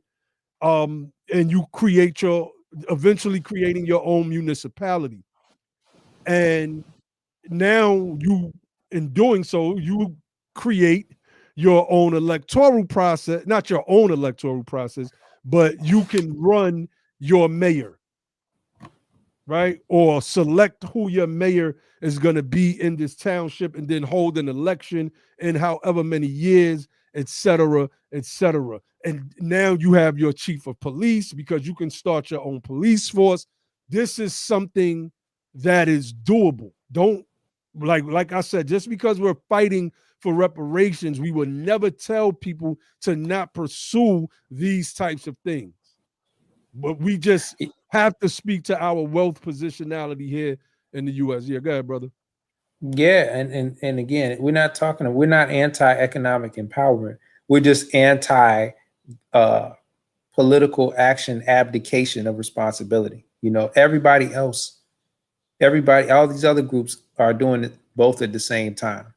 You know, they're taking advantage. They understand that you can't have business without politics. You know, you have to do politics and you have to do business. Like you have to, it's a capitalist society.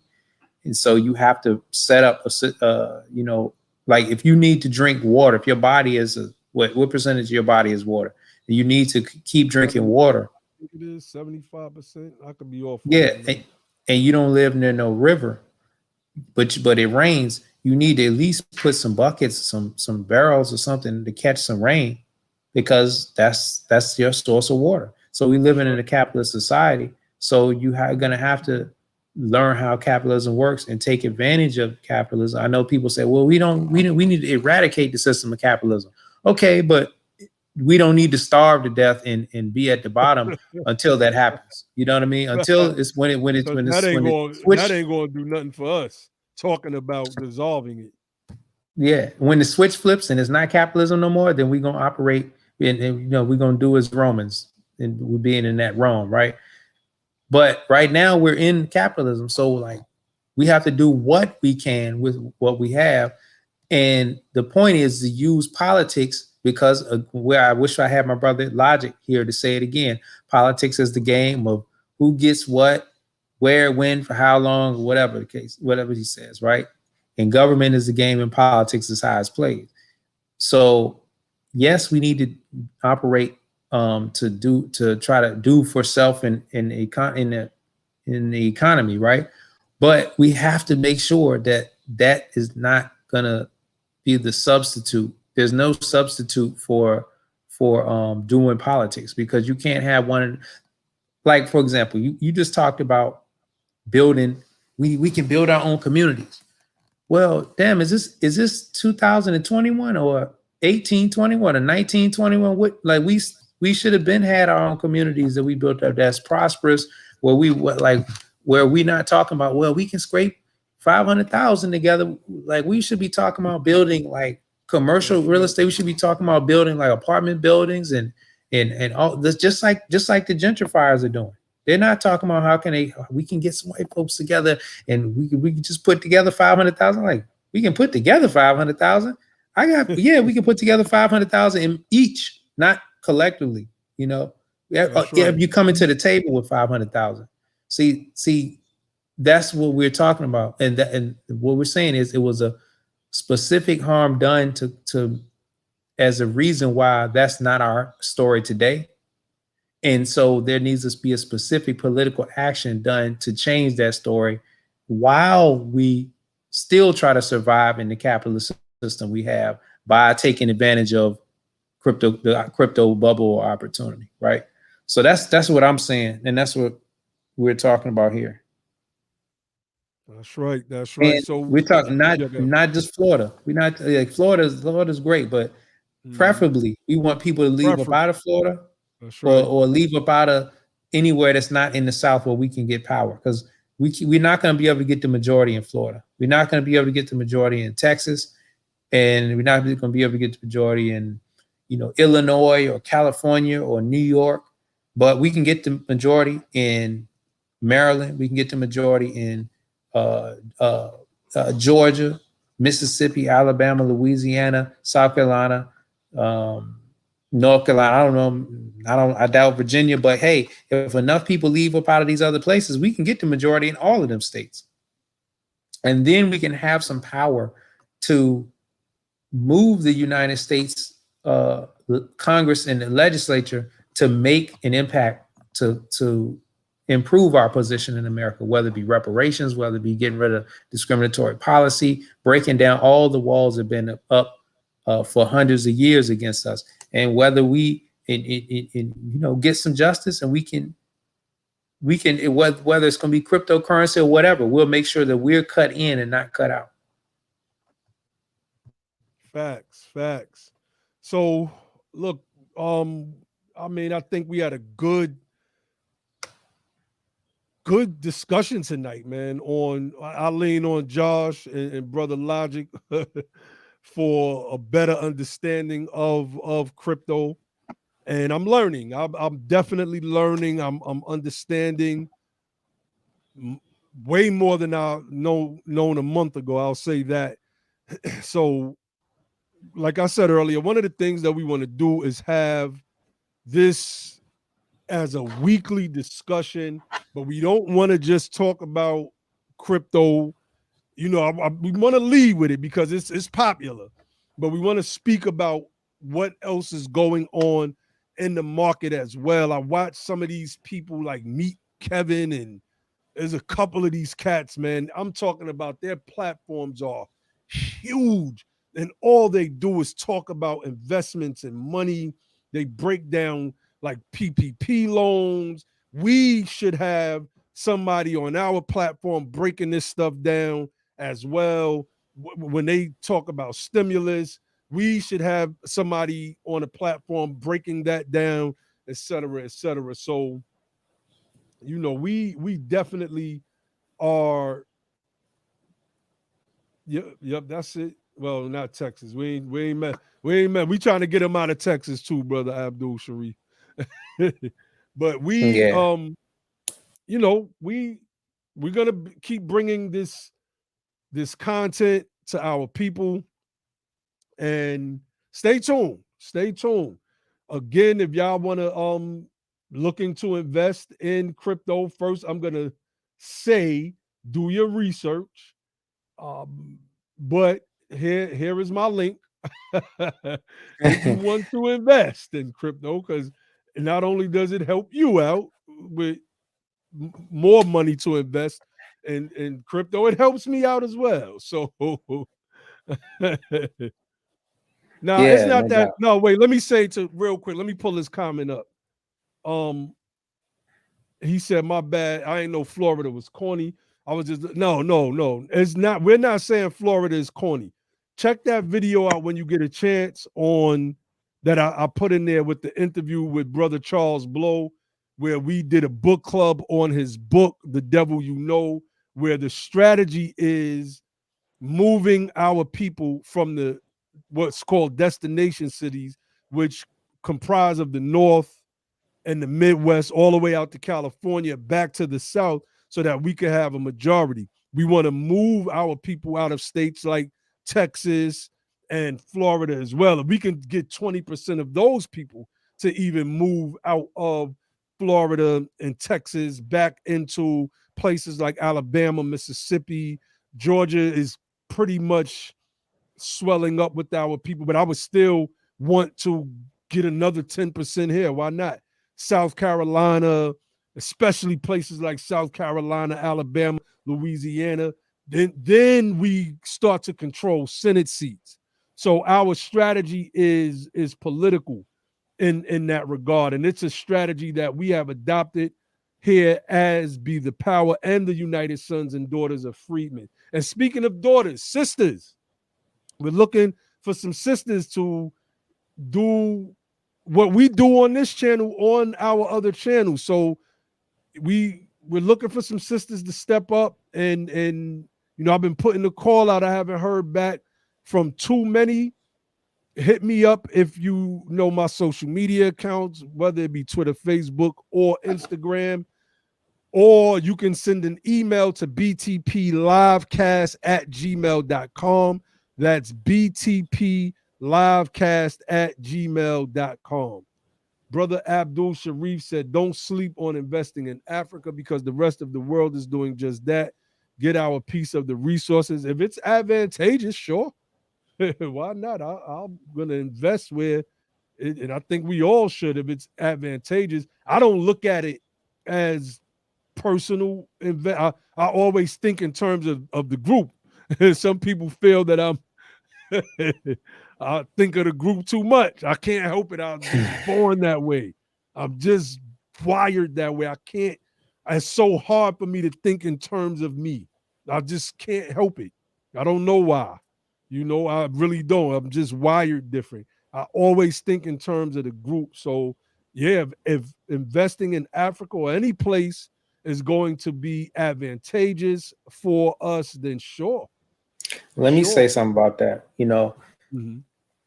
It's most of the time when you are able to invest, or when we say invest in Africa, a lot of times, like it would be different if there was like a stock market with African companies that was booming, and hey, invest in this company, invest in that company. Like there will be a Tesla of Africa or something like that, right? But when most people say invest in Africa, they may be meaning like some type of business that some relationship affords you to start, or like a farm or some type of project. Man, um, let me just say, I've been a part of some of those, and I've been burnt. It's a whole lot of fraud and mismanagement. You have to make sure that the people that you're going to entrust with your money are some serious business people, and that you have just a way that you can track that. And as well, I mean, it's real. It's very risky. It's very risky. So, and that's if you have any type of relationship that will afford you to be able to invest. And I'll say that's not really a large scale opportunity for us, but if you can find the right people, I would say, but you have to be willing to go over and check on that investment and make sure that your money is being, you know, uh, taken care of, and your investment is doing right yourself. You have to be able to go over there. A lot of us not even trying to go to California or go to down south or something. But I want to say one last thing, and this is building right on this, what you just sharing. The whole point of the down south strategy is, look, we know that wherever you're living, if you're not living down south, you don't really ever have an opportunity to ever even think about being a majority population in your state. So that means you cannot run your state politics. You cannot run your national politics, from in terms of electing a Senate just with black folks electing a Senate, a senator, excuse me, or elected in House reps. You can't even think about it. Imagine like Black Californians being the one that elect a black senator of California, or black New Yorkers are the ones that elect in the black senator, or black, um, Virginians. Like, that's not something that's there. It's not it's a possibility in the future if enough black folks move to Virginia. But in these other states, will be 12%, 5%, 8% of the population. You cannot. It's just not enough people. So you get overrun. You get the worst, maltreatment. You get neglect. You get whatever they want to give you. That's it. And meanwhile, other groups are coming to take control of the population. You might have some Asians coming to the Pacific. Asians coming all over the place, whether it be coming from India, China, whatever. You got your Latinos. They're coming and diluting the black political power. And this is not. It is what it is. Like, it's not hating on nobody. It's just what it is. Like, we're gonna vote we are the only group in America that votes as a block. And when other groups come, they disrupt that block voting power, right? And so what we're saying is the only way to get a majority voting block power in any states is we're going to have to only 14% of the population, and 55% of us is already in the South. 44% is scattered everywhere else, whether it be New York, whether it be LA, Chicago, Philly, you know what I'm saying, Boston, Houston, Dallas, Phoenix, wherever we at. What we're saying is, if we just take half of that, 22%, and then move back to the South, now you got at least 6 states where we can have a majority. South Carolina, Georgia, Mississippi, Louisiana, Alabama, North Carolina, I believe. Now we can do more than that. More move. We can get Maryland, Virginia, Delaware, into that equation. So that will be the 20 senators or something like that. Then you will be able to have the power to block any legislation that cuts you out, and to make Congress bend to your will. That's what we're talking about with the down-home strategy. If I was a senator and they tried to pass the Asian, I would have been one of the people that voted against it. It's just as simple as that. Why am I voting for a bill that specifies the targeting of Asian Americans, and the George Floyd Justice Reform and Policing Act bill can't even get passed, and it doesn't even specify us? We have to get in these spaces. We have to become more political. I got the flyer up on the screen. We are having the reparations, Freedmen's Reparation and Justice Rally, June 18th, 11 a.m. at the State Capitol building in Atlanta, Georgia, Liberty Plaza. We asking for everybody to come through and show support. I put the GoFundMe in there earlier. You could also donate via the website, usadof.org. Again, that's usadof.org. We definitely are getting close to crunch time, so I'm going to start promoting the event heavier and heavy as we go along, but we have to make ourselves known. I'm going to probably do a stream maybe tomorrow about the event, but we're going to have a breakdown of reparations. We're going to have some local politicians that are going to speak there. Our sister Tamara Johnson Shirley is going to be there. She's going to make a powerful announcement. A powerful announcement. And yeah. And before we leave, I want to pull this comment up. The brother, your friend Juan 100 billion says, quick fact though, if you invested $1,000 in Ethereum in January 2020, you would be up 18K today with a plus 1,784 plus 66% return on investment, no cap. And yeah, and this is why we have to have platforms like this talking about investments and finance and economics. We have to have that. So this is a call for those who may have some mastery in those fields as well to step up. And even if you don't have mastery, we are the descendants of freedmen. What can't we learn? We can learn anything. Like that freedman said, we did in 1 year what it would have took other groups 100 years to do. That's just who we are. We cut different. Our skin is thick. Our minds, once our mentals are clear, there's nothing that we cannot accomplish, family. So donate to the rally. You can cash app us using the cash app handle, Be the Power. I'm going to put that in the inbox. I'm going to do old school, grassroots, beat your feet, putting flyers on cars and on mailboxes and homes. So we're trying to make this thing a huge event. So, make sure y'all support. We need everybody's support right now as we move closer to crunch time, family. We're going to close it out. Josh, you had any final words? Nah, man. I just want to say, take some time and educate yourself on cryptocurrency and what's going on. But I don't want anybody to get caught up in the hype. I think certain times, like, you got to get it. You got to get while the getting's good. And just like there was a .com bubble That bubble burst, but it was a lot of wealth created. If you think about a bubble is easily inflated. It gets pumped, it gets inflated, and it elevates, and just by it expanding, the people that are on top of the bubble get elevated and get lifted up. Now, the people who, a lot of people get out and get off the bubble, and they're at a higher level.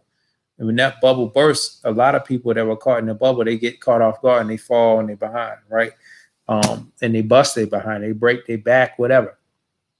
So I understand that's what happens in bubbles. There are people that are elevated, and there are people who, break their back.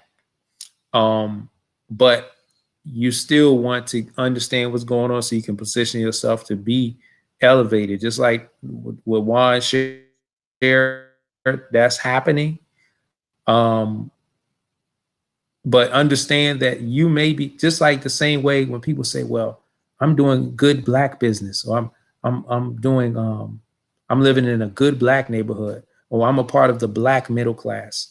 Yeah, but we need to stop saying the black middle class, because that you acknowledge that you're living in the other America, right? When the thing is, you shouldn't be measuring yourself by how other black folks are doing. You should be measuring yourself by America, because then you put yourself in the right mindset to fight for the justice that you're supposed to have in America. Right. There's no reason why we're supposed to be a perpetual underclass in America, a permanent underclass in America, where, somebody that can come from a third world country and is not hindered by the same issues that we're hindered with, and is able to have upward mobility through generations, while we got downward mobility. That is a societal problem that's created by government, and there's no group solace. There's no group rescue that can happen by individual behavior, whether it be cryptocurrency. I don't care what action it is. So yes, you can come up as an individual, but don't allow that to make it to where you just going to forever lose sight of pushing for justice. Because guess what? I got a family member that hit the lottery, but no family members. It's hard for family members to get them family member on the phone. They didn't disappear, because most of his other family members is broke. You know what I mean? So wouldn't it be nice if all your other family members got some money too? They not hurting and try to ask you for something. That's what we talking about. Peace, family. Peace. So I'm gonna leave y'all with the motto of the platform, which is don't just fight the power, become the power. And then and only then will you have the power to make a change. With that, I say peace. Peace.